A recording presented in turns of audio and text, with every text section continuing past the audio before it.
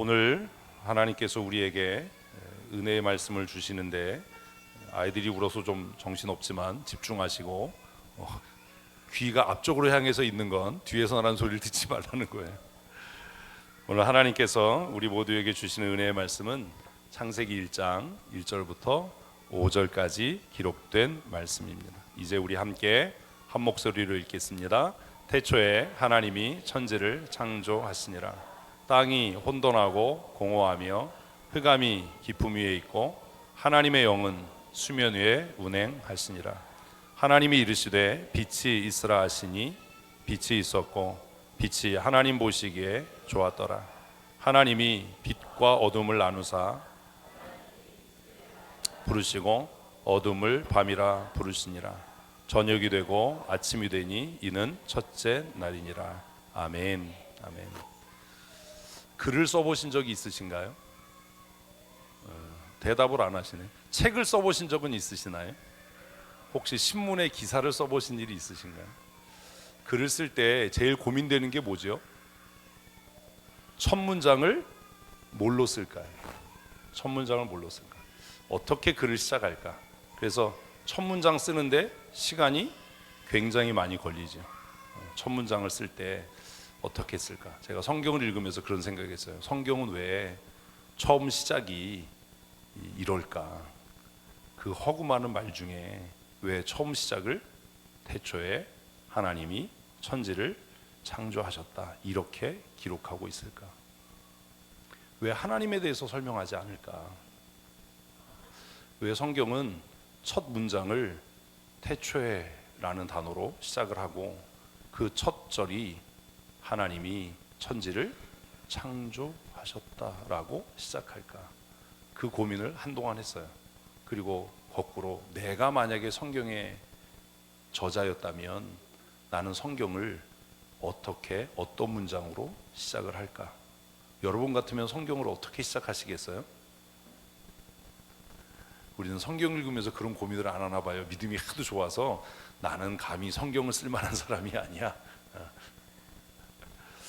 어려서부터 창세기를 시작으로 한 5권의 책을 모세가 기록했다라고 배우고 외우고 모세오경이다 이렇게 공부하면서 제가 생각했던 고민했던 것 중에 하나는 모세는 왜 자신의 글의 첫머리 처음 시작을 이렇게 썼을까? 바울의 서신의 첫머리는 뭐죠? 이 글을 쓰고 있는 내가 어떤 사람이다 누구다 이렇게 시작을 하잖아요. 그러면 모세도 이 글을 쓰고 있는 내가 이런 사람이다, 하나님께 내가 이런 명령을 받아서 이 글을 쓴다 뭐 이렇게 시작해도 괜찮을 것 같은데 왜 모세는 태초에 하나님이 천지를 창조하셨다라고 썼을까? 왜 그랬을 것 같다고 생각하세요? 답은 없어요. 오늘 고민해 보시라는 거예요. 성경은 어떻게 시작해요? 하나님의 창조로 시작을 해요. 하나님의 창조. 그래서 시간이 지나면서 생각을 한 거죠. 성경은 그냥 단순하게 우리의 구원, 복받는 삶 이런 주제를 다루고 있는 것이 아니라 인류의 시작, 역사의 시작, 세계의 시작, 만물의 출발이라고 하는 정말 거대한 담론을 담고 있구나. 그래서 모세는 그의 글의 첫 문장을 시작하면서 태초에 아무것도 없던 첫 시작에 누가? 대답을 하셔야죠. 누가? 하나님께서 어떻게 하셨다? 창조하셨다. 국민학교 다닐 땐 이게 믿어졌어요. 근데 중학교 올라가고 이러면서 이제 흔들리는 거죠. 국민학교 5학년쯤 되니까 이게 흔들리더라고요. 성경은 하나님이 창조하셨댔는데 그런데 왜 과학은 진화했다라고 이야기를 하지?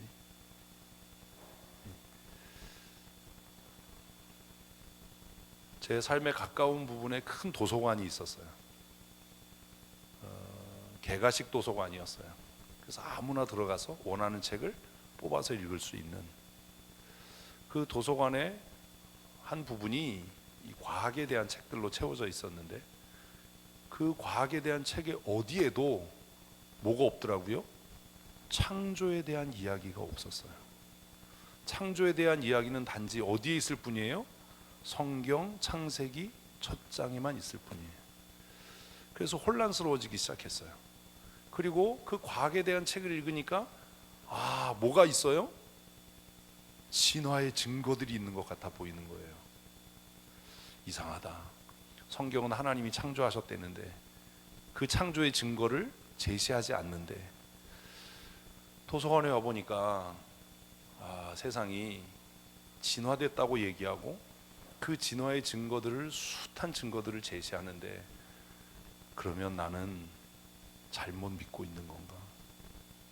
잘못 살고 있는 건가? 그런 고민이 어린 초등학생의 마음에, 국민학생의 마음에 생기기 시작했어요. 어쩌면 그래서 과학을 더 열심히 공부했는지도 몰라요. 그 수많은 증거들, 수많은 이론들을 접하면서, 그리고 이제 상급 학교에 가니까 생물을 배우기 시작하잖아요. 중학교 가니까 개구리 해부하고 붕어 해부하고, 우리 다 해봤잖아요. 학교 다닐 때. 안 해보셨어요? 좀 좋은 학교를 다니지 그러셨어요. 실험실에 들어가니까 생물 선생님이 개구리 한 마리씩 나눠주고 마취제로 마취시켜서 개구리 배 갈라서 해부를 했거든요. 너무 신기했어요. 심장이 그 조그만 게 발랑발랑 뛰는데, 야, 진짜 신기하다. 그리고 얼마 지나지 않아서 큰 붕어를 해부를 했는데, 붕어 해부하면서 무슨 생각이 들었겠어요? 이 아까운 걸 매운탕을 끓여 먹지 이걸 왜 해부를 하나. 꼭 그 자르라는데 반대쪽을 잘라가지고 내장이 안 나오는 친구들도 있었어요. 뒤에 배설기관에서 이렇게 가위를 넣어서 잘라서 위로 제끼면 기관들이 보이는 그런 해부를 통해서도 창조에 대한 고민은 해결되지 않았어요. 왜냐하면 그 어린 아이의 눈에 비춰진 개구리의 사체, 아직 살아있지만 뭐 곧 죽을 거니까 붕어에 해부된 그 몸을 보면서 창조의 흔적을 찾을 수가 없었거든요. 근데 제가 다녔던 중학교가 그나마 기독교 학교였거든요. 미션 스쿨이었는데, 생물 선생님과 함께 해부를 하면서 그 선생님은 창조에 대한 이야기를 하지 않으셨어요. 그냥 기관에 대한 설명을 하시고, 물고기에만 있는 특별한 기관, 뭐예요? 불의 기능을 설명하시고, 뭐 이런 정도였지. 야, 붕어를 해부해 보니까, 개구리를 해부해 보니까 하나님이 창조하신 게 맞지, 이런 얘기를 안 하셨어요. 우리 학교가 기독교 학교인데 일주일에 한 번씩 전교생이 이화여자대학교 강당에 가서 예배를 하는데, 화요일 아침에 전교생이 체프를 하는데 생물 시간에 붕어를 해부하고 개구리를 해부하고 하면서 제 어린 마음에 들었던 건 창조냐 진화냐 이것이 문제로다. 그 고민이 커져갔어요. 어쩌면 그래서 신앙에서부터 제 마음이 멀어지고 교회 생활이 재미없어지기 시작했는지도 몰라요. 그래서 중학생 내내 3년 동안 교회 가서 하는 일이 예배 시간에 자는 게 일이었어요. 안 갈 순 없으니까 예배 시간에 가면 아주 자기가 쾌적했거든요. 의자도 푹신하고 이렇게 딱 스탠드 형식이어서 그냥 시작하면 그냥 앉아서 자기 시작하면 또 기가 막히게 축도할 때 되면 깨잖아요. 이게 안 깰 수가 없지. 주기도문 찬양하면 다 이렇으니까. 그렇게 보냈어요. 그 고민이 깊어져 가다가 중학교를 마치고 더 깊고 넓은 학문의 세계로 가면서 그때 늦게 깨달았어요. 창조도 그냥 가설에서 시작한 가설이고, 진화도 가설에서 시작한 가설이구나. 두 개가 다. 네? 왜 이렇게 조용하세요? 목사님 그렇게 얘기하시면 안 돼요. 막 이런 마음이 드시나요? 진화론도 가설이고 창조론도 가설이구나. 그렇다면 뭐가 학문적으로 옳은가? 공부하는 사람의 양심으로 무엇을 선택하는 게 옳은가? 신앙의 사람으로 무엇을 선택하는 게 옳은가? 이런 고민이 생겨졌어요. 그리고 해결을 했어요. 그래서 고등학교 때 좀 정신을 차리고 신앙생활을 열심히 하고 고2가 되면서 이제 임원도 하게 됐어요, 교회에서. 창세기 1장의 1절의 이 고백이 그래서 대단하다. 아, 모세가 정말 하나님의 영감으로 성경을 탁월하게 기록했구나. 왜 창조일 수밖에 없는지가 궁금한 학생들은 나중에 찾아보세요. 아, 진화의 확률보다 확률적으로 무엇의 확률이? 창조의 확률이 훨씬 높다.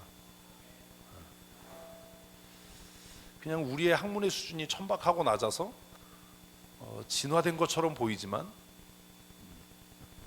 결국 무에서부터 유로의 진화는 있을 수가 없다. 진화의 가장 중요한 동력이 뭐예요? 우연이거든요. 우연. 그런데 성경은 뭐라고 얘기해요? 세상에 우연은 없다예요. 세상에 우연은 없다. 두 개의 세계관이 부딪히는 겁니다. 아이들이 국민학교를 졸업하고 중학생이 되고 고등학생이 되고 청년이 되면 왜 교회를 떠나요? 우리는 그냥 그렇게 얘기를 해. 믿음이 없어. 걔가 믿음이 없어서 그래. 왜 그 아이에게 믿음이 없어요? 어려서부터 들은 말씀이 왜 그 아이에게 믿음이 못 됐어요? 우리 아이들이 오늘 나와서 졸업소감 발표하고 뭐 별짓 다 했지만 사실 그 아이들의 마음에도 여전히 끊이지 않는 갈등이 있을 거예요. 무슨 갈등이요? 창조냐 진화냐, 이것이 문제다. 그런데 얘기를 못 하는 겁니다. 또 묻는다고 해도 그걸 답할 만큼 주일학교 교사들에게 실력이 없는 거예요. 실력이 없으면 영성이라도 있어서 영빨로라도 어떻게 해결을 해야 되는데 영빨도 딸리는 거예요. 그래서 기껏 하는 게 뭐예요? 믿어 이씨. 덮어놓고 믿어. 제가 주일학교 때 그 질문했다가 거의 죽을 뻔했거든요. 공과 공부 시간에 손 들고 선생님 그런데요, 노아 홍수의 물은 어디서 왔어요? 그 물이 어디로 다 갔어요? 이래가지고 거의 그날 그 사망 신고할 뻔했거든요. 쓸데없는 거 묻는다고. 아니 지구를 다 물이 덮었대는데 그 물이 지금은 다 어디로 갔어요? 이랬다가 그 선생님이 불쌍하죠. 그 어린 여자 선생님이 예? 그냥 믿으라고. 공과 공부 시간에 그러니까 다른 애들도 이제 막 술렁술렁 하잖아요. 귀잡혀서 끌려나갔거든요. 너를 따라와 그래가지고. 그 선생님의 그 태도가 저에게 불신을 키우기 시작한 거예요. 뭐가 있구나. 저는 창조를 믿습니다. 그리고 성경을 읽을 때마다 태초에 하나님이 천지를 창조하시니라는 이 첫 문장에 감동합니다. 모세가 과연 탁월하다. 어떻게 성경을 이렇게 시작할 수 있었을까? 우리 아이들도 학교를 졸업하고 사회로 가면서 이 고민 앞에 서게 될 겁니다. 세상을 하나님이 만드셨는가? 아니면 세상은 우연히 생겨났는가? 세상이 하나님께서 창조하신 것이 옳다면 어떻게 살아야 돼요? 하나님의 법대로 살아야 합니다. 세상이 우연히 만들어진 게 맞다면 어떻게 살아야 돼요? 힘의 논리대로 살아야 됩니다. 아이들이 고민하고 또 갈등하면서 믿음의 자리를 떠나는 이유 중에 하나가 뭐냐 하면 부모들이, 어른들이 입으로는 믿음을 이야기하고 신앙을 이야기하고 막 목이 쉬도록 기도하는데 결국 그들이 살아가는 모습을 보면 어떻게 살아가요? 힘의 논리를 따라 살아가요. 그러면 아이들의 눈에 그 부모의 신앙은 다 위선이에요. 다 거짓인 거예요. 교회 가서는 뭐 아멘하고 찬송하고 기도하는 척하고 뭐 예배하는 척하고 뭐 이렇게 하는데 결국 집에 와서는 뭐라고 얘기해요? 야, 공부해야 돼. 돈이 최고야. 공부해야 인간 구실을 할 수 있어. 야, 공부 잘하냐? 성적 올라갔냐? 뭐 좋은 대학 갔냐? 교회에서도 공부 잘하고 성적 좋은 애들이 인정받지 신앙 좋고 믿음 좋은 아이들이 인정받지 않아요. 학교에서 정말 성적은 바닥인데도 정말 신앙생활 잘하는 애가 교회 왔을 때 이쁨 받지 않아요. 어쩌다가 교회 와도 서울대 연고대 가고 뭐 공부 잘하고 이런 애가 어이구 왔니? 공부하느라고 힘들었지 뭐 이러지. 어떤 주일학교 교사나 어떤 어른도 야, 공부 못해도 괜찮아. 예수 잘 믿으면 돼. 신앙생활 잘하면 돼. 그러면 하나님께서 너를 형통하게 하실 거야. 이렇게 말하는 어른이나 교사가 멸종된 거예요, 교회 안에. 우리는 너무 타락해서 그게 문제라고 생각하지 않는데 한참 비판적이고 한참 이 삐딱한 애들은 그게 너무나 위선같이 보여질 수 있는 거예요. 하나님이 있긴 어디 있어? 뭐가 최고지? 돈이 최고지. 믿음? 그런 거 다 필요 없어. 좋은 대학 가는 게 최고고,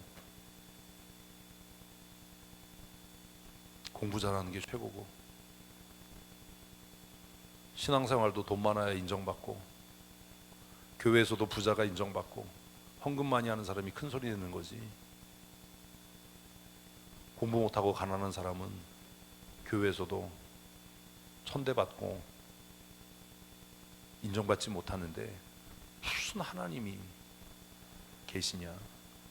아이들이 말은 안 하지만 마음속으로 그런 고민을 하는 겁니다. 좋은 대학 어떻게 가요? 비싼 과외 해야죠. 좋은 학원 다녀야 가죠. 무슨 믿음으로 가냐. 그런 거 없다. 다니엘 다 개뻥이다. 그렇게 큐티해도 그렇게 사는 어른을 내가 본 일이 없다. 이게 문제인 거예요. 왜 아이들이 교회를 떠납니까? 왜 주일학교 졸업하고 청년이 되면 그렇게 열심히 기도하고 뭐 찬송 잘하고, 찬송 잘한 게 아니에요. 걔가 노래한 거지. 어려서 찬송 잘했어? 웃기는 소리 하지 마라. 걔가 어려서 찬송 잘하는 아이였다면 어른이 돼서도 그 믿음이 변하지 않겠죠. 우리가 아이들에게 가르쳐야 할 것은 복잡한 교리나 신앙이 아니라 창세기 1장 1절, 이거 전부입니다. 한번 하십시다. 태초에 하나님께서 천지를 만드셨다. 아멘. 이게 기독교 교육의 출발이에요. 강제로라도 여러분 이거 믿으십니까? 아멘. 저는 오랜 시간이 걸렸습니다. 오랜 의심의 시간이 있었습니다. 오랜 회의의 시간이 있었습니다. 그래서 중학생 때 까칠해서 목사님이 나오셔서 설교하면 잤어요. 왜요?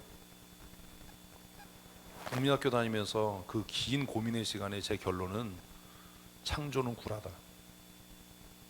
진화가 사실이다. 왜? 수많은 학문적인 증거가 있으니까. 내가 도서관에서 읽었던 그 수많은 책들이 진화를 증명하니까.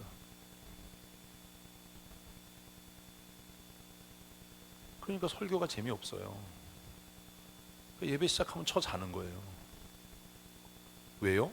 내 마음에 이미 하나님은 없으니까요. 돌아가셨거든요. 하나님은 처음부터 없었던 거예요. 아주 어려서부터 교회 다녔는데 하나님은 내 마음에 없었던 거예요. 하나님이 계시면 어떻게 진화가 사실일 수 있냐.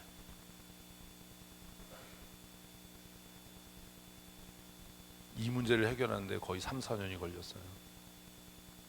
근데 부모님한테도 얘기 못 하잖아요. 왜요? 내가 날 매일 위해서 기도하는 어머님한테 어머니 하나님이 돌아가신 것 같아요. 안 계신 것 같아요. 이런 우리 어머니가 얼마나 낙심하겠어요. 응?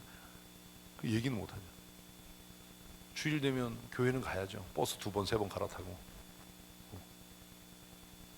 주일학교 선생님들, 우리 아이들을 하나님께서 우리에게 맡기셨다면 그 아이들에게 뭐 잡다하게 가르치고 같이 놀아주고 뭐 간식 싸주고 이게 아니라 이것 하나, 하나님이 너를 창조하셨다. 하나님이 너를 만드셨다. 이게 의미하는 게 뭐예요? 창세기 1장 1절이 이야기하는 게 뭐예요? 하나님께서 태초에 모든 것을 만드셨다. 이 말씀이 의미하는 게 뭡니까? 무엇이라고 생각합니까? 주일학교 교사들 여기에 뭐라고 대답하실 수 있습니까?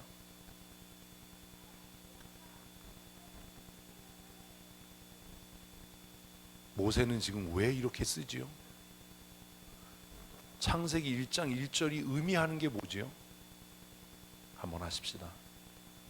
내 삶의 주인은 하나님이다. 아멘. 이 얘기하는 거예요. 창세기 1장 1절이 우리에게 이야기하는 게 뭐냐? 창세기 1장 1절 태초에 하나님이 천지를 창조하셨다. 아멘 이라고 고백할 때 우리는 고백하는 거예요. 뭐라고요? 하나님께서 내 삶의 주인이십니다. 국민학교 4학년이 됐을 때 나는 이걸 인정할 수가 없었어요. 무슨 창조야? 이 서가에 꽂혀 있는 수많은 과학책들이 진화를 이야기하고 진화의 증거들을 나에게 이야기하는데 무슨 창조야? 내가 진화됐다면 하나님이 어떻게 내 인생의 주인이야? 그냥 세상은 물을 흘러가듯이 흘러가는 거예요. 지혜로운 사람은 시류를 따라 살면서 그냥 그렇게 이쪽 챙기고 그렇게 사는 거야. 다 자기 위로받기 위해 교회 나가고 다 그런 거지. 무슨 다 거짓말이야. 그러니 교회 가서 그렇게 목쇼라고 설교하는 목사님이 제일 불쌍한 거예요. 아유, 참 안 됐다.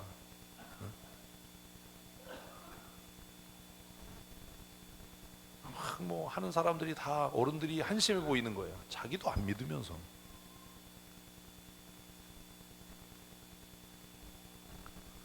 창세기 1장 1절이 우리에게 이야기하는 것은, 우리 스스로 다짐하고 고백해야 하는 것은 거대한 뭐 창조론에 대한, 진화론에 대한 논쟁이나 증명이나 담론이 아니라 하나님께서 나를 만드셨구나. 아멘. 내 삶의 주인은 하나님이실 수밖에 없구나. 그거예요. 6학년쯤에 세상이 참 허무했어요. 왜 살지 사람은? 뭐 이 의미가 없는데 사는 게. 학교 다닐 때 우리 담임 선생님 되게 힘들었을 거예요. 나 때문에. 그러다가 스스로 이제 중2쯤 중3쯤 됐을 때 마음을 고쳐먹은 게 뭐냐면, 정말 인생이 원숭이가 진화해서 내가 인간이 됐고 그렇게 산다면 내 인생이 정말 하찮고 불쌍하고, 그냥 옛날에는 창경원에 동물원이 있었잖아요.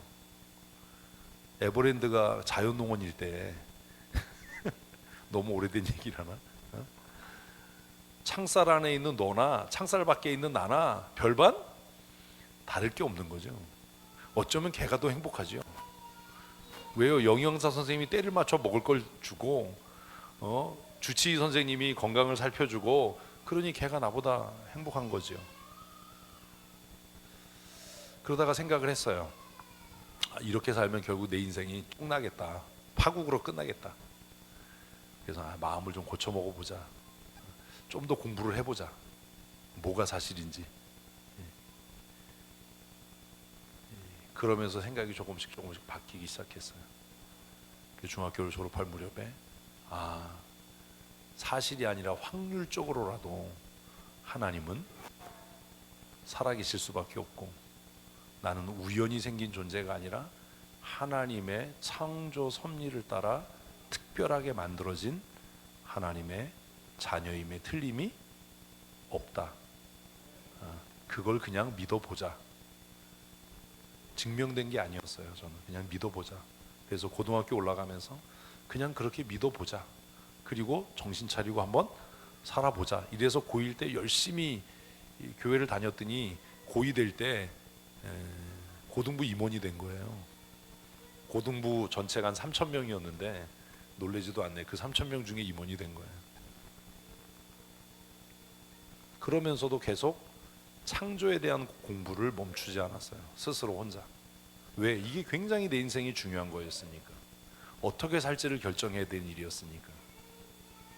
그리고 그 긴 고민의 시간 끝에 제가 얻은 결론이 뭐냐 하면, 나는 하나님의 형상으로 지음받은 하나님의 사람임에 틀림이 없다.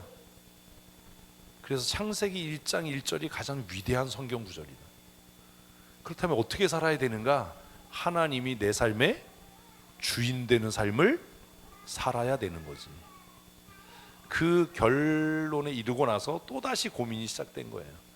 그렇다면 내가 돈 많이 벌어서 뭐 교회 장로가 되고, 내가 돈 많이 벌어서 내가 공부를 열심히 해서 내가 업적을 남기고 과학을 연구하고, 이게 정말 하나님이 나를 이 땅에 보내신 목적일까?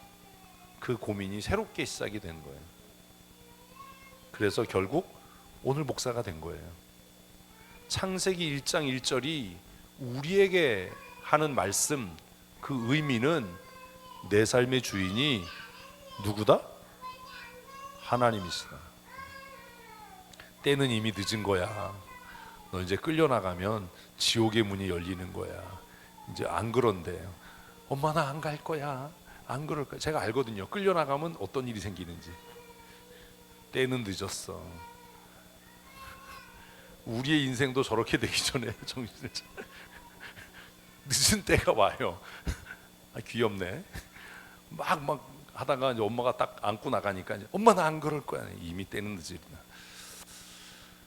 아이들에게 가르쳐야 할 것, 또 우리가 예수 믿으면서 우리의 마음속에 늘 새겨야 할 게 뭐냐 하면, 다시 한번 하십시다. 하나님께서 내 인생의 주인이십니다. 아멘. 그래서 예배는 주인이신 하나님을 섬기는 거예요. 그래서 서비스예요. 내가 만족하는 게 아니에요. 내 기쁨을 추구하는 게 아니에요. 저는 중학교 때 내가 기뻐야 예배라고 생각했어요. 그래서 우리 중학교 때 밴드가 있었거든요. 지저스 퍼스트라고. 그 친구들이 예배 전에 이제 가스펠을 복음성가를 이렇게 인도했어요. 찬양팀 뒤에 앉아가지고, 오늘 좀 치는데, 오늘 좀 하는데 뭐 이러고, 오늘은 뭐 좀 못하네, 연습을 못했나 뭐 이러고. 평생 예수 믿었으니까 목사님이 이제 본문 딱 이제 주보에 있잖아요. 본문 제목 있으면 오늘은 이런 얘기 할 것 같은데, 근데 다른 얘기하면 좀 색다른데 이러고 이제 팔짱 끼고 앉아가지고 졸다가 깨다가 이제 3년을 그렇게 교회를 다녔어요. 여의도 순복음교회를 그렇게 3년을. 성경을 지식으로 아는 건 아무 의미가 없습니다. 창세기 1장 1절이 의미하는 것은 하나님이 내 삶의 주인이시다. 그러면 어떻게 살아야 할 것인가? 어떻게 살아야 돼요? 주인의 뜻대로요. 어떻게 내 삶이 기쁨으로 가득할 수 있어요? 주인이 기쁠 때요. 내가 기쁠 때가 아니고. 종이 기뻐서 주인이 기뻐지는 게 아니라, 누가 기뻐짐으로? 내 삶의 주인이신 하나님이 기뻐짐으로 그 기쁨이 내 삶의 기쁨이 되는 거죠. 전 이걸 몰랐어요. 그래서 3년 동안 예배 시간에 잤다니까요. 오늘 좀 설교 좀 하는데 준비 좀 했나 본데 이러고, 공과 시간에도 우리 선생님이 막 이렇게 하면은 좀 준비 좀 하고 오지 뭐 이러면서, 제가 나중에 주일학교 교사에 대해서 그런 새끼가 얼마나 죽이고 싶든지 그래서 해결했어요. 우리 담임 선생님이 얼마나 마음이 아팠을까 나 때문에. 네? 그리고 나서 고등학교 때부터 예배 태도가 달라진 거야. 내가 기쁘기 위해 예배하는 게 아니고, 내 예배를 통해 누가 기뻐질 때? 하나님이 기뻐하실 때 내 삶에 기쁨이 있구나. 사람들은 제가 왜 그렇게 긴 방황의 시간을, 고민의 시간을 보냈는지 잘 모를 거예요.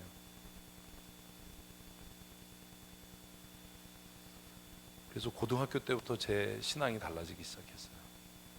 그리고 고등학교 졸업하고 나서 정말 하나님이 주인이시라면 나는 어떻게 살아야 될까를 고민하고, 그리고 나서 늦은 나이에 하나님이 정말 내 삶의 주인이시라면 내가 원하는 삶이 아니라 하나님이 원하는 삶을 사는 게 성공이다. 그래서 신학교 간 거예요. 그리고 나서 지금까지 후회는 없어요. 왜요? 변하지 않는 한 가지, 하나님이 내 인생의 주인이시다. 저는 그걸 믿어요. 창세기 1장 1절이 의미하는 것은 우리 모두의 삶의 주인은 크게요. 누구다? 하나님이시다. 그리고 그것이 의미하는 것은 내가 하나님을 영화롭게 하는 삶을 살 때 내가 가장 기쁘고 즐겁고 가치 있고 복된 삶을 살 수 있다. 아멘, 아멘. 이거예요. 근 10년 넘는 제 인생의 방황의 시간의 결론은 그거였어요. 국민학교 5학년 무렵부터 시작되어진 그 긴 방황의 결론은, 창세기 1장 1절은 가장 위대한 선언이다. 그리고 하나님은 내 삶의 주인이시고 내 삶의 형통과 기쁨과 만족은 내 삶의 주인이신 하나님을 내가 기쁘시게 하고 영화롭게 할 때 그 하나님의 기쁨이 내 삶에 넘침으로 내가 기뻐지는 거구나. 아멘. 그걸 깨달은 거예요. 그래서 지금도 누가 너 그렇게 목회를 막 무리하게 열심히 하냐, 왜 그렇게 쓸데없이 그러냐라고 하면 저는 그래요. 왜요? 내 기쁨이 아니라 하나님을 기쁘시게 하기 위해서 나는 그렇게 한다. 근데 그렇게 했더니 누가 기뻐지더라? 내가 기뻐지더라. 주님의 기쁨은 나의 힘이고, 아멘. 주님의 기쁨이 내 삶의 능력이 되더라. 아멘. 그래서 우리가 행복한 삶, 우리 아이들이 정말 행복한 삶을 살기를 원하기를 여러분이 원하신다면 이 아이들에게 다른 것보다 무엇을요? 하나님이 너의 인생의 주인이시다. 왜냐하면 이 세상의 모든 것들을 하나님이 창조하셨기 때문이다. 그리고 창조의 증거는 이러한 것이다. 거기까지 가면 좋은데 그렇게 하기엔 우리의 가방끈이 너무 약한 거죠. 공부하셔야 됩니다. 왜 창조가 사실이고 왜 창조가 역사적인 일인지. 그래서 그것을 묻는 아이들에게 그냥 덮어놓고 믿어가 아니라 이만저만 피차 마차 쌍마차 해서 창조가 진화보다 훨씬 과학적이고 사실임에 틀림이 없다. 이걸 가르쳐야 되는 거예요. 창조 이전의 세계는 어땠어요? 공허하고 허무했어요. 2절을 읽습니다. 땅이 혼돈하고 공허하며 흑암이 깊음 위에 있고 하나님의 영은 수면 위에 운행하시니라. 왜 우리의 삶의 기쁨이 없어지는지 아세요? 그렇게 공부 열심히 하면 행복할 것 같고 돈 많이 벌면 행복할 것 같고 사업이 잘 되면 기쁨이 충만할 것 같은데 왜 나이 들어갈수록 인생이 공허해져 가는지 아세요? 하나님을 떠났기 때문이에요. 어린 아이들은 부산합니다. 그죠? 막 정신없고 부산하고 막 산만하고 이래요. 근데요, 어른이 돼도 그런 사람이 있어요. 산만하거든요. 왜 그런지 아세요? 내면의 질서가 깨진 거예요. 찬송하자 그러면 성경책 어딨나 뒤지고, 말씀 들을 시간에 집중 못하고 생각은 막 딴 데가 있고, 옷을 입었다 벗었다 하고 꺼냈다가 넣었다가 하고, 밥 먹으면 갑자기 일어서서 가자 그러고, 항상 서두르는데 결과는 없고. 왜요? 원래 그 사람 그래. 그거 아니에요. 뭐가 깨진 거예요? 내면의 질서가 깨진 거예요. 자기는 몰라요. 바쁜 일도 없는데 운전을 막 난폭하게 해요. 왜요? 그렇게 서둘러야 할 합당한 이유가 없는데 늘 인생이 초조하고 불안하고 서둘러요. 하는 거 없이 바빠요. 그리고 그 바쁜 걸 자랑으로 여겨요. 하루 종일 하는 거 없이 바쁘다가 저녁이 되면 오늘 어떻게 보냈지? 바쁘게 보냈는데 뭘 어떻게 보냈지? 정말 집중하고 기도하고 찬송해야 되는데 집중이 안 돼요. 기도가 안 돼요. 왜요? 내면의 질서가 다 무너져 버린 거예요. 삶의 우선순위가 없어요. 열심히 하는데 향방 없이 뛰어요. 뭘 위해서 하는지도 몰라요. 전도자가 그 얘기한 거잖아요. 아들도 없고 물려줄 형제도 없는데 열심히 최선을 다해 산다. 그런데 나 왜 이렇게 바쁘지? 나 왜 불행하지? 이렇게 산다. 왜요? 하나님하고의 관계가 깨어졌기 때문입니다. 하나님께서 그 삶의 주인이 아니면 그 삶은 시간이 갈수록 어떻게 돼요? 공허해져요. 무질서해져요. 허무해져요. 그 증거가 뭔지 아세요? 기쁨이 사라지기 시작해요. 그래서 늘 불만이 가득한 얼굴, 늘 시무룩하고 곤란 얼굴.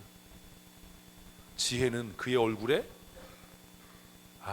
지혜는 그 얼굴에 광채가 나게 한대잖아요. 그 날카로운 빛을 유순하게 한대잖아요. 그런데 예수 믿는데, 교회 다니는데 얼굴에서 광채가 사라지고, 사람의 얼굴에 언제 광채가 나지요? 기쁠 때잖아요. 감사할 때 광채가 사라져가고 유순함이 없고 곤란 얼굴 같고 늘 불만 있는 얼굴 같고. 왜 그런 일이 생기냐?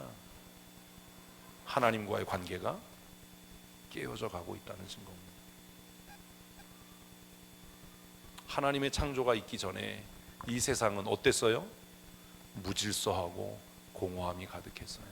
혹시 우리 가운데 교회 다니는데 예수 믿는다고 하는데 기쁨이 사라져가고 공허함이 우리의 마음에 있다면 한번 생각해 봐야 합니다. 내 삶이 왜 이렇게 공허하지? 내 삶에 왜 기쁨이 없지? 혹시 하나님과의 관계가 깨어져 가고 있는 것은 아닌가? 하나님과의 관계가 깨어져 가는 것은 아닌가? 왜 여유 있는 시간을 못 보내요? 불안하거든요. 내면의 질서가 잡혀 있으면 아무 일을 안 해도 만족할 수 있어요. 그런데 내면의 질서가 깨지면 어때야 돼요? 늘 바빠야 돼요. 늘 분주해야 돼요. 그래야 내가 존재감이 있는 것 같고 내가 뭔가 가치 있는 일을 하는 것 같다라고 착각하고 사는 거예요. 내면의 질서가 잡히면 아무것도 하지 않는 시간이 가장 의미 있는 시간일 수도 있어요. 내면의 질서가 깨지니까 이거 하면서도 저거 해야 된다라고 생각하고, 이 사람을 만나면서도 저 사람을 만나야 된다라고 생각하고, 풀 뽑으면서 기도회 가야지 생각하다가 기도회 와 있으면 빨리 가서 자야지 생각하고, 난 너무 피곤해 이러고 질서가 깨어져 버린 혼란스러운 삶을 살게 됩니다. 왜요? 하나님과의 관계가 깨어졌기 때문입니다. 기쁨이 사라져가는 이유, 내 삶의 감격과 감사가 사라져가는 이유는 어떤 환경이나 상황 때문이 아니라 내 안에 하나님께서 내 삶의 주인이 아니시기 때문일 수 있습니다. 그러니 다시 창세기 1장으로 돌아가야 합니다. 그리고 고백해야 합니다. 하나님이 내 인생의 주인이십니다. 내 삶이 하나님의 은혜로 질서 잡혀가게 해주십시오. 내 삶이 하나님의 은혜로 충만하게 되게 하여 주시옵소서. 아멘. 돈이 얼마나 있으면 만족할까요? 명예와 권력을 얼마나 맛보면 만족할까요? 인생에 만족이 없어요. 전도자가 그 얘기하는 겁니다. 인생에 뭐가 없다? 만족이 없다. 얼마나 바빠야 내가 가치 있는 사람일 것 같을까요? 바쁘지 않아도요, 할 일이 아무것도 없어도요, 하나님이 내 인생의 주인이심으로 나는 이 세상에서 가장 존귀한 자입니다. 아멘. 바빠야 존귀한 게 아닙니다. 귀한 사람은 꼭 필요할 때 한 번 쓰여지는 거예요. 싸구려 인생이 바쁘지요. 응? 그렇잖아요. 응? 근데 우린 그렇게 생각 못해요. 그래서 나이 들어가는데도 늘 무질서하고 바쁘고 혼란스러운 삶을 살아요. 마치 2절 말씀처럼. 그런데 이 2절에 변화가 생기기 시작합니다. 어떻게 변화가 생겨요? 제가 슬라이드 넘기는 걸 잊어먹었어요. 어떻게 변화가 생기냐? 같이 읽습니다. 하나님이 이르시되 빛이 있으라 하시니 빛이 있었고. 하나님의 창조의 방법이 뭐예요? 말씀이에요. 창조의 도구가 뭐예요? 말씀이에요. 우리의 삶에 어떻게 질서가 잡혀갑니까? 말씀이 내 삶에 들어올 때예요. 성경 읽는 거 아니에요. 성경 외우는 거 아니에요. 성경 아는 걸로 이거 해결 안 돼요. 내면의 질서가 깨진 사람은 성경을 아는 것 자랑합니다. 내가 올해 성경을 몇 번 읽었어. 내가 성경을 몇 구절 외우고 있어. 그런데도 여전히 무질서하다면 말씀이 그 삶에 역사하지 않는 겁니다. 제가 그래도 주일학교 다닐 때 마태복음 5장부터 7장까지 외워가지고 상 받았거든요. 응? 주일학교 때 암송대회 하잖아요. 성경고사 보면 제가 맨날 1등 했거든요. 그래서 제가 얘기하는 거예요. 성경고사 필요 없다. 암송 필요 없다. 그 성경고사 만점 받고 암송하고 한 놈이 창조가 구라인 것 같아 이러고 살았다니까요.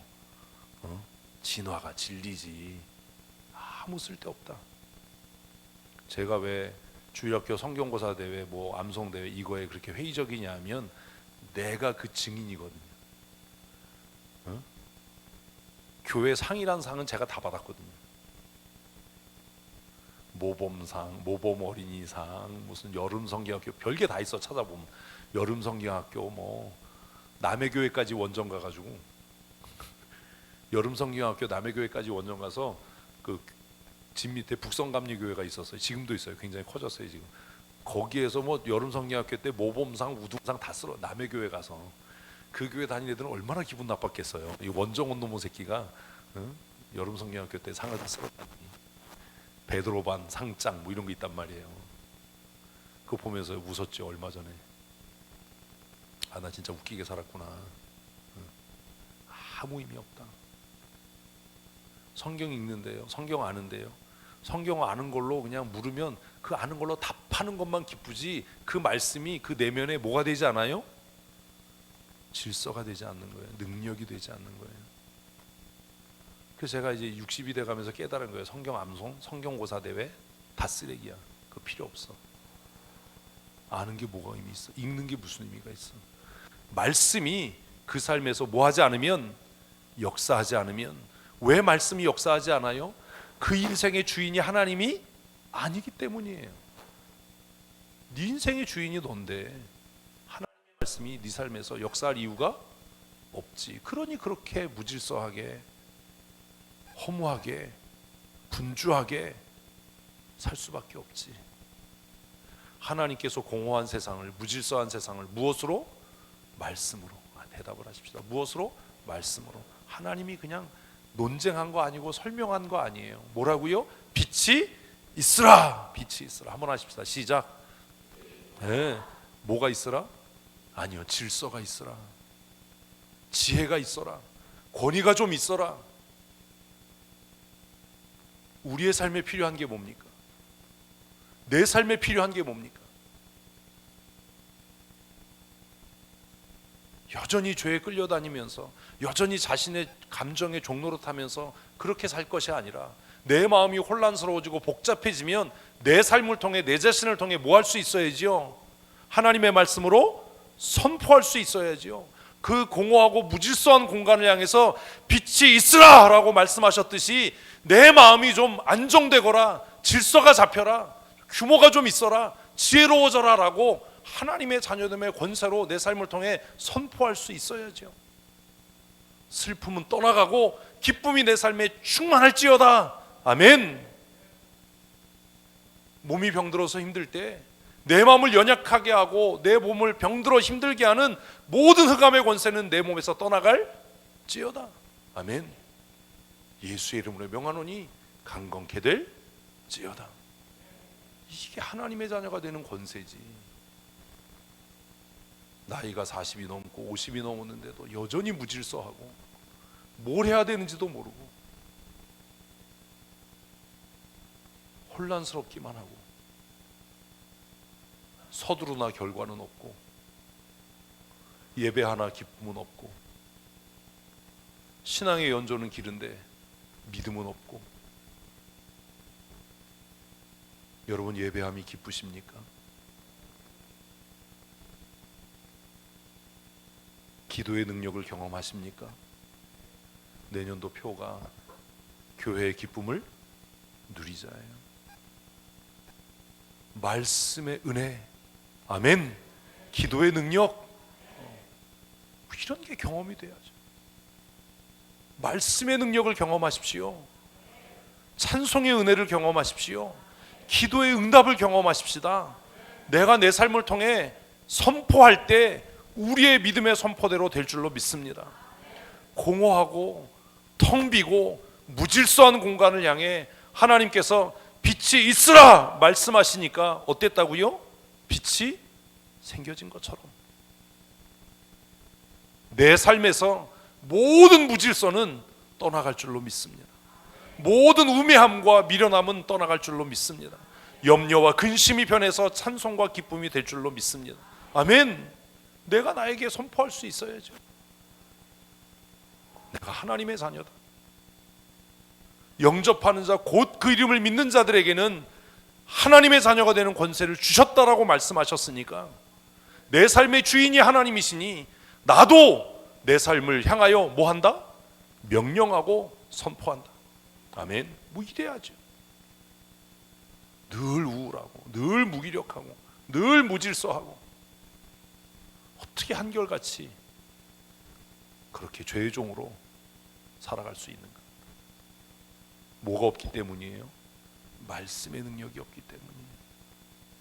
성경을 아는 지식은 있을지 몰라도 그 말씀의 능력이 없기 때문입니다. 왜 말씀의 능력이 없어요? 내 삶의 주인이 하나님이 아니신 겁니다. 그러니 한 해를 정리하면서 이제 다시 고백해야 합니다. 하나님이 내 삶의 주인이십니다. 오셔서 나를 다스려 주시옵소서. 하나님의 자녀됨의 권세를 누리며 살게 하여 주시옵소서. 아멘. 제가 여러 번 얘기했잖아요. 저는 아프면 손 얹고 기도한다고. 예수의 피, 나사렛 예수의 이름으로 명한다. 모든 병만은 내게서 떠나가라. 주일에 건강하게 내가 말씀을 전할 수 있도록 강건케 되는 은혜가 내 삶에 충만케 될지어다. 이런 데니까요. 남들이 보면 미친놈이죠. 병원 가야지, 약 먹어야지, 기도한다고 되냐? 근데 기도하니까 됩디다. 내가 나에게 선포하니까 됩디다. 제가 신학교 다닐 때 얼마나 답답했는지 제가 제 머리에 손 얹고 안수기도를 여러 차례 했어요. 미련함은 떠나가고 하나님이 주시는 지혜와 총명이 충만할지어다. 제가 그렇게 머리가 좋은 사람이 아니라고 저는 생각해요. 그래서 기도해요. 하나님 지혜롭게, 명철하게, 탁월하게 존경받는 믿음의 사람이 되도록. 말씀이 능력입니다. 하나님께서 이 세상을 창조하신 도구는, 창조하신 방법은 오직 말씀입니다. 그래서 우리는 오직 성경, 오직 은혜, 오직 믿음으로 삽니다. 아멘. 그거예요. 여러분 스스로에게 선포하세요. 빛이 있으라. 하나님께서 무질서하고 공허한 공간을 향해 빛이 있으라 선포하실 때 빛이 있었던 것처럼 하나님, 내가 내 삶을 향해 선포합니다. 불신은 떠나가고 믿음이 생겨지게 하여 주시옵소서. 아멘. 내 연약함이 변하여 강건함이 되게 하여 주시옵소서. 아멘. 뭐 이래야죠. 그래야 자녀됨의 권세를 누리며 사는 거죠. 하나님께서 하나님의 말씀으로 창조의 도구를 삼으셨다면 우리는 어떻게 살아야 합니까?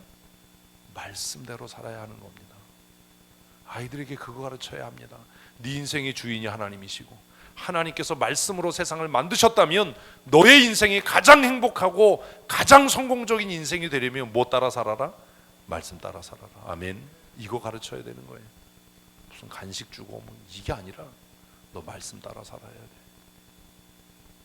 말씀이 답이다. 말씀 따라 살아라. 성경대로 살아라. 왜? 하나님이 말씀으로 세상을 창조하셨으니까. 그게 유일한 방법이니까. 오늘 주일학교 졸업을 하는 우리 아이들과 우리 모두가 한 해를 정리하면서 마음속에 새롭게 다짐하십시다. 하나님이 내 인생의 주인이십니다. 그러므로 나는 말씀 따라 살겠습니다. 아멘, 아멘. 그게 다예요. 말씀 따라 살아야 합니다. 창조의 목적이 뭐죠? 근데 같이 읽습니다. 빛이 하나님이 보시기에 좋았더라. 창조의 목적은 뭐예요? 하나님의 기쁨이에요. 하나님의 기쁨. 내가 기뻐지기 위해서 신앙생활하는 거 아닙니다. 내가 기뻐지려고 예배하는 건 그 우상 숭배입니다.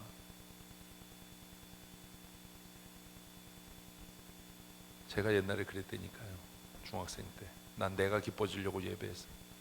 교회 안 가면 어머니한테 두드려 맞으니까 교회 가면서 하나도 안 기쁜데 교회를 왜 가? 이러고, 아이 그러고도 차를 2번 갈아타고 갔으니 참 그것도 미련하지.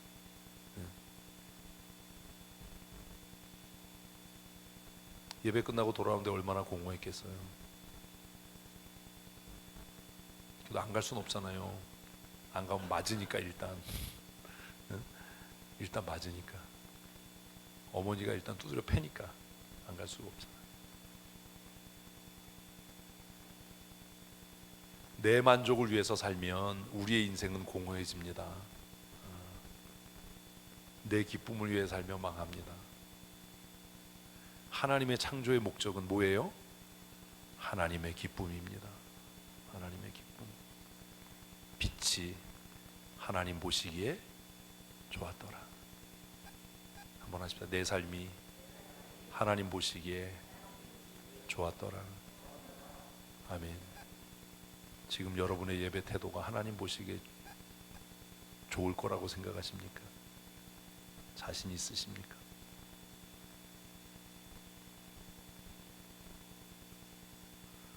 그래서 제가 고친 게 그거예요. 중학교 때는 내가 기뻐지려고 예배해서 그냥 이제 자빠져서 예배했어요. 엉덩이 쭉 빼고 가장 쾌적하게 잠잘 수 있는 포즈로. 뭐 하나도 안 기쁜데, 아까 얘기했던 것처럼 막 찬양팀이 하면 오늘 좀 하는데, 야, 드럼 좀 치는데 이러고. 정신 차리면서 아, 예배는 내가 기뻐지려고 하는 게 아니구나. 그러면 내가 어떻게 예배할까? 그리고 나서 1시간 반 예배 시간 동안 의자 등받이에 등을 안 댔어요. 왜? 이제 알았거든요. 예배는 내가 기뻐지려고 하는 게 아니라 누구를? 하나님을 영화롭게 하기 위해, 하나님을 기쁘시게 하기 위해 하는 거구나. 내가 어떻게 예배해야 하나님이 기쁘실까? 근데 놀라운 변화가 생겨지기 시작했어요. 그 변화가 뭐예요? 내가 기뻐지는 거예요. 하나님을 기쁘시게 하기 위해 최선을 다해서 예배했더니 어떤 변화가 생기더라고요? 내가 기뻐지기 시작하는 거예요. 맨날 자면서 예배할 때는 기도하자고 그러고 합심 기도하고 통성 기도하면 기도하면 뭐해? 이런 마음이 들었어요. 왜 오늘따라 이렇게 기도를 오래 해? 인도자가 안 끝내니까. 응? 그래서 막 합심 기도 오래 하면 삐딱하게 앉아서 자든지 자빠져 자든지 주보에다 낙서하든지 끄적거리든지. 지금 같으면 스마트폰 보겠죠. 그때는 그런 게 없었으니까 그랬어요. 주보 동그라미에 만국 공통으로 하는 거, 새까맣게 칠하는 거, 미음에 새까맣게 칠하고 이응에 새까맣게 이런 거 했어요. 기도 좀 빨리 끝내지. 뭐 저렇게 할 말이 많나. 그런데 예배를 통해서 내가 기뻐지기 시작하니까 확신이 하나 생겼어요. 무슨 확신이 생겼는지 아세요? 내가 기도하면 하나님이 반드시 들으신다. 그 확신이 생기기 시작했어요. 내가 기도하면 하나님이 들으시고 응답하신다. 아멘. 그러니까 뭐가 즐거워요? 기도하는 일이 즐거워요. 기도하는 일이 즐거워요. 그리고 기도하고 나서 뭐가 생겨요? 기대가 생겨요. 하나님이 어떻게 응답하실까? 하나님이 어떻게 이루실까? 내가 기도했으니까 하나님이 이루시겠지. 제가 신학교 갈 때도 입학 통지서 받고 등록금이 10원도 없었다고 그랬잖아요. 입학금이. 마감 날이 됐는데 돈이 10원도 없는 거예요. 그래서 이불 뒤집어치고 그렇게 기도했어요. 하나님, 난 할 만큼 다 했어요. 이제 등록금 없어서 못 가는 건 내 죄가 아니에요. 그러니 이제 하나님 알아서 하십시오. 근데 지금 기억이 안 나는데 어떻게 돈이 생겼는지 모르는데 하여튼 등록을 했어요. 그러니까 목사가 됐지요. 7년 동안 어떻게 학교 다녔는지 몰라요. 등록금 준 사람이 아무도 없으니까 나한테. 기도하면 나는 기억하지 못하고 나는 그 방법을 알 수 없지만 누가 역사하시더라? 하나님께서 하시더라. 저는 제 삶을 통해 자신 있게 얘기할 수 있어요. 우리 어머니께 물어보세요. 우리 어머니가 등록금 준 적 한 번도 없어요. 우리 형제들이 등록금 준 적 없어요. 기도하면 제가 예전에 말씀드렸어요. 전 책 이렇게 읽을 때 책을 페이지를 접거나 겉에 있는 표지로 이렇게 끼는 사람을 혐오해요.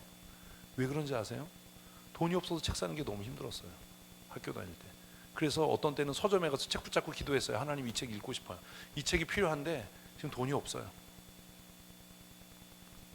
하나님, 정말 나를 하나님 목사로 부르셨다면 이 책을 내가 손에 넣게 해주세요. 그렇게 기도하면 교회 가면 권사님들이, 전도사님 이거 책 사보세요. 그리고 고쟁이에서 이렇게 돈을 꺼내주시는 거예요. 응? 진짜 그 가난하고 힘든 권사님들. 그렇게 해서 산 책인데 그걸 꾸겨? 그렇게 해서 모은 책인데 그걸 접어? 그래서 정말 어떤 책들은 밑줄도 안 치고 읽어요. 새 책 같죠.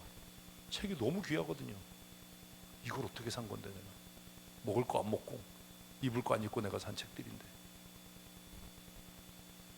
다른 사람은 이해를 못하죠. 그거 페이지 하나 접었다고 그렇게 지랄을 하냐 막 이러고, 그 껍데기를 이렇게 꼈다고 그게 뭐 대단하다고 지랄하냐. 나는 그게 너무 살떨리는 일이에요. 이게, 이 책이 나의 기도에 응답의 증거인데. 네? 하나님을 기쁘시게 할 때 우리의 삶의 기쁨이 충만케 될 줄로 믿습니다. 그 기쁨은 세상이 줄 수 없고 알 수 없는 겁니다.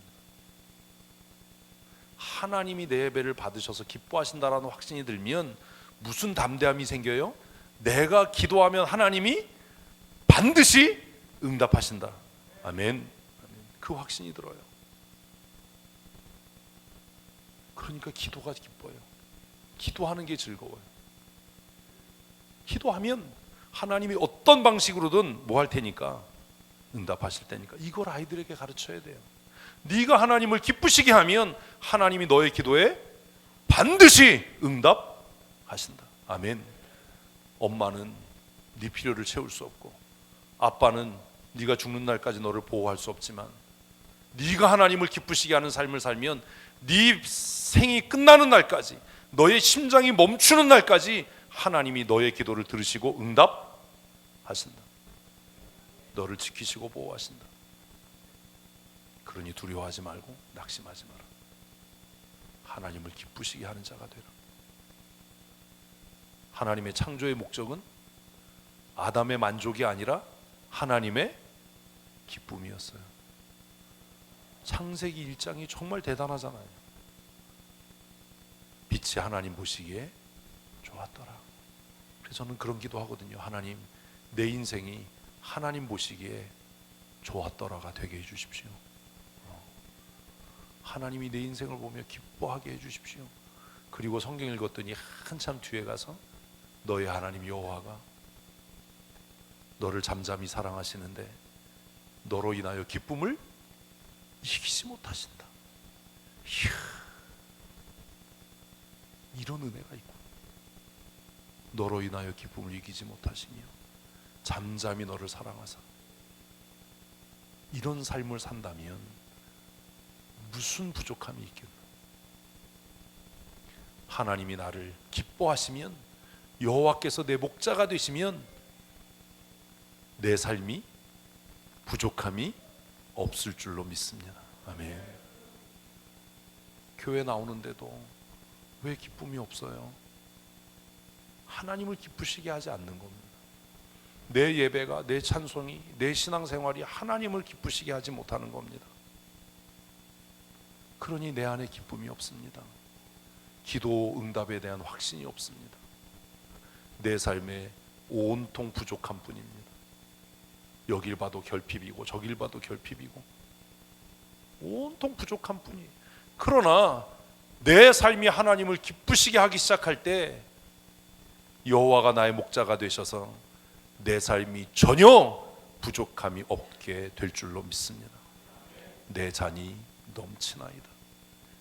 하나님, 내 인생의 잔이 차고 넘칩니다. 원수의 목전에서 상을 베푸시고 기름으로 내게 바르시고 부으시니 내가 이 기쁨을 주체할 수가 없습니다. 하나님께서 하나님을 기쁘게 했던 다윗에게 주시는 복이었다면 나도 그렇게 살아야 되는 게 아닌가. 우리 아이들에게 얘야 하나님을 기쁘시게 하는 인생을 살아야 한다. 아멘. 그래야 너의 인생의 잔이 차고 넘친다. 아멘. 이거 가르쳐야 하고 우리가 그렇게 살아야 하는 겁니다. 내 잔이 넘치나이다. 주의 지팡이가 막대기가 나를 안위하시나이다. 평생에 내가 여호와의 전을 기뻐하고 사모하겠습니다. 아멘. 창세기 1장이 주는 놀라운 메시지가 우리의 삶을 회복해 하는 은혜가 되었으면 좋겠습니다. 무엇을 위해 살아야 합니까? 하나님의 기쁨이요. 어떻게 해야 합니까? 하나님이 기뻐하시도록. 어차피 예배할 거라면, 어차피 기도의 자리에 나와 있다면, 어차피 찬송할 거라면 누가 하나님께서 뭐 하시도록? 기뻐하시도록. 내가 너를 보니 내 마음에 합당하다. 내가 너의 예배를 기뻐 받는다. 이루실 수 있도록 우리가 가르치고 살아야 되지 않겠습니까? 이 삶의 최종적인 목적은 구별됨입니다. 레위기에서 하나님께서 하나님의 백성들에게 내가 거룩하니 너희도 거룩하라 라고 말씀하십니다. 그런데 그 거룩함의 법칙이 사실 창세기 1장에 이미 기록되어져 있었습니다.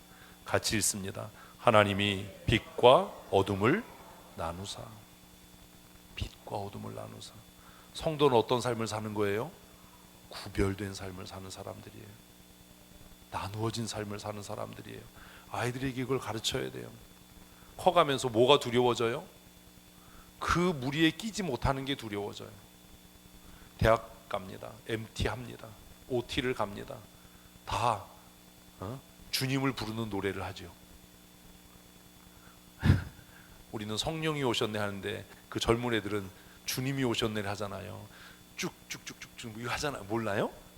하늘에서 오리가 내려와서 하는 말 뭐 이러면서 몰라 이걸? 또 다른 주님을 영접하면서 명의는 알아? 왜 그렇게 환하게 웃어? 언제까지 어깨춤을 추게 할 거야? 뭐 이러면서 이걸 모르신단 말이에요. 이걸 배워야 되겠네 저녁 찬양 예배 시간에. 어깨뼈가 탈골되도록 춤을 추면서 말이야.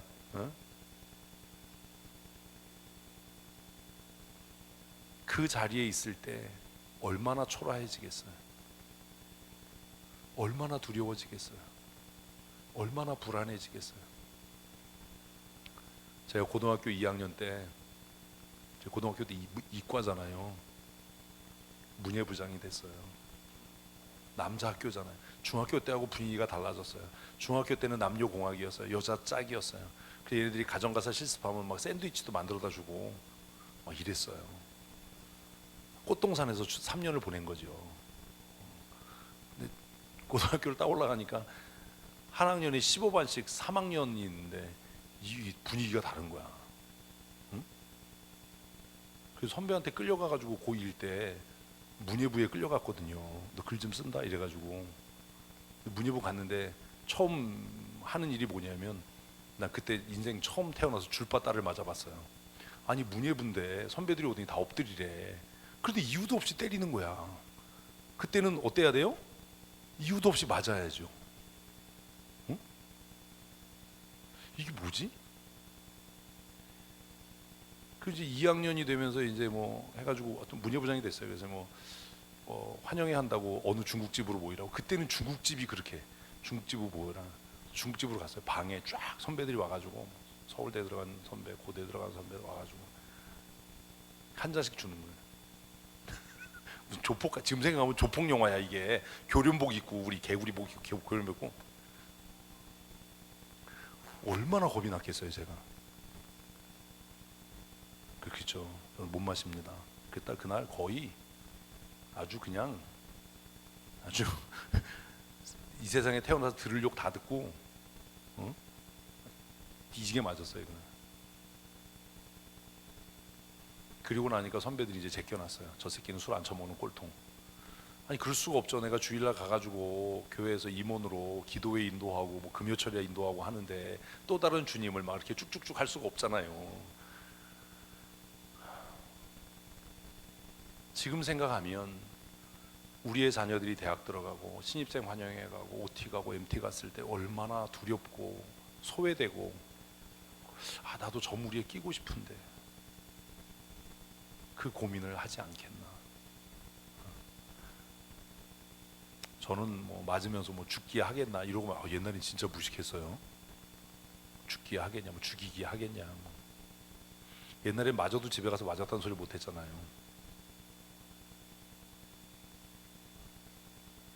그 후에 깨달은 거예요. 그때 그러길 잘했다. 왜? 하나님의 사람은 결국 어떤 삶? 구별되고 분리되는 삶을 사는 것이니 그때 그러길 잘했다. 고3 졸업할 때까지 괴롭히는 선배가 없었어요. 교지 편집을 하고 뭐 교내에서 이런저런 일을 할 때 뭐 끌려 나가서 뭐 술 먹어라 뭐 이렇게 그런 회식 자리가 있을 때도 저 새끼는 꼴통이니까 주지 마 뭐 이런 얘기하면 안 되는데 애들한테 고등학생 때 응? 그 글 쓰는 사람들 좀 꼴통짓 많이 하잖아요. 오늘은 안 써져 뭐 이러고 원래 못 썼어 너 원래 못 써. 오늘은 글이 안 써져 이러고 원래 못 썼다니까 너 그걸 글이라고 쓰냐 발가락으로 써도 그보다 낫겠다 뭐 이런데 여기까지만 얘기를 하지. 하나님께서 세상을 만드시고 하신 첫 번째 일은 뭐 하는 일이에요? 구분하시는 일이에요.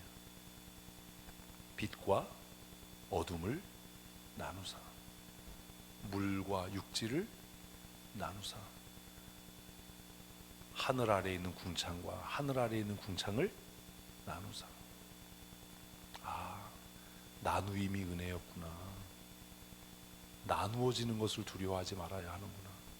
그 무리에 속하려고 부러워하거나 노력하지 말아야 하는구나. 이걸 가르쳤어야 되는 거구나. 너는 하나님께 특별히 선택받은 사람이야. 그러니 나누어지는 것, 따돌림 당하는 것을 두려워하지 말아야 한다. 그게 거룩한 왕따다. 이걸 두려워하면 안 된다. 이게 두려워지지 않을 때 네가 역사의 중심이 되는 거야. 다니엘처럼 말이야. 우리는 그게 두려워요. 승진해서 밀리면 어떻게 하지? 따돌려지면 어떻게 하지? 저 무리에 속하지 못하면 어떻게 하지? 어려움이 다가올 때 나를 대신해서 싸워줄 사람이 없으면 내가 어떻게 하지? 근데 아이들에게 가르쳐야 돼요. 그때 하나님이 너를 위해 싸우신다. 하나님이 너를 지키신다. 하나님이 너를 탁월하게 하신다. 뭐 할 때요? 스스로를 거룩하게 할 때, 그들과 구별되려고 할 때, 빛과 어두움을 나누셔서 빛과 어두움이 섞이지 않게 하셨듯이 바다와 육지를 나누셔서 물과 바다가 섞이지 않게 하셨듯이 하나님은 그의 창조의 완성을 무엇하심으로? 나누심으로. 내가 하나님께 속한 사람이라면 세상으로부터 구별되어야 한다 라고 하는 것들을 아이들에게 가르쳐야 합니다. 왜 나는 그러면 안 돼요? 왜 나는 그 그룹에 그 무리에 속하면 안 돼요? 왜 나는 구별돼야 돼요? 라고 할 때 왜? 너는 특별한 사람이니까. 너는 존귀한 사람이니까. 하나님께서 너를 특별하게 사랑하시니까 라고 가르쳐야 하는 겁니다. 술 먹는 게 죄라서 이런 거 안 돼요. 하나님이 너를 특별히 사랑하시니 세상으로부터 나뉘어지는 것을 두려워하지 말아야 한다. 하나님께서 빛을 만드시고 빛과 어두움을 나누신 것처럼 하나님께서 너를 세상과 구별하기를 원하신다. 얘야, 빛으로 살아라. 빛으로 살아. 그리고 복음서에 와서 너희는 세상의 빛이다 라고 말씀하시더라라는 겁니다. 사랑하는 성도 여러분, 하나님의 창조는 이렇게 끝납니다. 5절까지 한번 읽어보십시다. 하나님이 빛을 낮이라 부르시고 어둠을 밤이라 부르시니라. 저녁이 되고 아침이 되니 이는 첫째 날이라. 결론입니다. 왜 이렇게 살아야 합니까? 아까 얘기했잖아요. 우리는 하나님께 속한 사람이기 때문입니다. 우리는 존귀한 사람이기 때문입니다. 아이들에게 그거 가르쳐야 돼요. 너는 어떤 아이야? 특별한 사람이야. 너는 어떤 사람이야? 하나님의 사랑받는 사람이야. 너는 존귀한 자야. 너는 택하신 족속이고 왕같은 제사장으로 부름받은 사람이야. 그러니 그 부름에 합당하게 살아야 하지 않겠냐. 하나님께서 우리를 창조하신 목적은 복 주시기 위함입니다. 아멘. 하나님께서 우리를 창조하신 목적은 우리를 가장 행복한 삶을 살게 하기 위함입니다. 이게 가장 큰 은혜입니다. 하나님께서 나를 창조하신 목적은 어떻게 해요? 복 주시기 위해서요. 한번 하십시다. 나는 하나님께 복 받은 사람입니다. 나는 하나님으로부터 가장 행복한 삶을 살도록 지음 받은 사람입니다. 아멘. 여러분 지금 행복하십니까? 여러분 지금 만족이 있으십니까? 지금 기쁨이 있으십니까? 그렇지 않다면 하나님과의 관계를 점검하십시오. 세상의 무엇으로도 우리 안에 있는 신의 영역은 채워지지 않습니다. 하나님과의 관계가 회복될 때 우리는 가장 복된 사람으로, 가장 행복한 사람으로 살게 될 겁니다. 주일학교 교육을 통해서 가르쳐야 할 것이 이겁니다. 너는 하나님께 속한 사람이다. 너는 특별한 사람이다. 너는 하나님의 사랑받는 사람이다. 그러니 하나님께서 너의 인생의 주인이 될 때, 네가 하나님께 속할 때, 하나님의 법을 지켜 행할 때, 세상과 구별될 때 가장 복된 삶을 살게 될 거다. 아멘.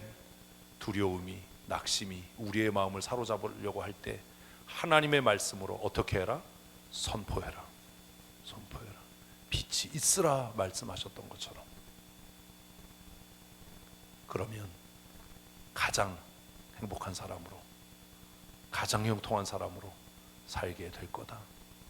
이제 새로 상급학교에 진학하는 아이들에게 이 생명의 말씀을 잘 가르쳐서 우리 아이들이 청년이 되고 장년이 돼서 교회의 든든한 기둥으로 하나님 나라에 정말 해같이 빛나는 믿음의 사람으로 쓰여지기를 원하고, 그리고 이 땅을 살아가는 동안에도 어떤 삶이요?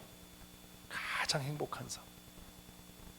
다른 사람이 봐도 저 사람은 하나님의 복받은 사람이야. 아멘. 이런 삶을 사는 우리 모두가 되었으면 좋겠습니다. 다음 주 한 주 남았습니다. 올해가 2023년 말씀의 능력을 경험하십시다. 기도의 응답을 경험하십시다. 찬송의 은혜를 힘입어 승리하십시다. 아멘. 우리 이렇게 살아서 내년 이맘때에는 하나님이 기뻐하시니 내가 기쁘고, 아멘, 하나님이 영광 받으시니 내 삶이 가장 복되다. 아멘. 이렇게 고백할 수 있는 우리 주일학교에서 자란 아이 중에 하나도 실족하지 않고 다 크고 자라서 하나님 나라를 위해 쓰여지는 집사가 되고 권사가 되고, 아멘 안 하네, 목사가 되고 선교사가 되고, 그리고 가장 귀한 교회를 세워가는 장로가 되어서 예수님이 오시는 날까지 교회를 든든히 지켜갈 수 있는 그런 하나님의 사람들이 배출되는 그런 우리 춘천 성도교회가 될 줄로 믿습니다. 함께 기도하십시다. 하나님, 긴 시간 동안 한 해를 정리하며 하나님께서 우리에게 주신 가장 큰 은혜가 무엇인지를 생각해 보았습니다.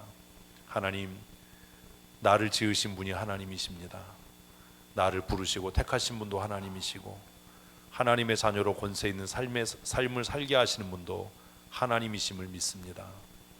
창세기 1장에 기록되어진 이 창조의 역사를 우리가 묵상하면서 우리가 어떠한 삶을 살아야 할지 다시 마음으로 다짐하게 하시고, 우리의 생명이 끝나는 날까지 하나님께서 우리를 창조하신 목적대로 하나님의 기쁨과 하나님의 영광을 위해 살게 하시고, 하나님 앞에 붙잡힌 바 되어 가장 복되고 가장 행복하고 가장 탁월한 믿음의 사람으로 살아가게 하여 주시옵소서.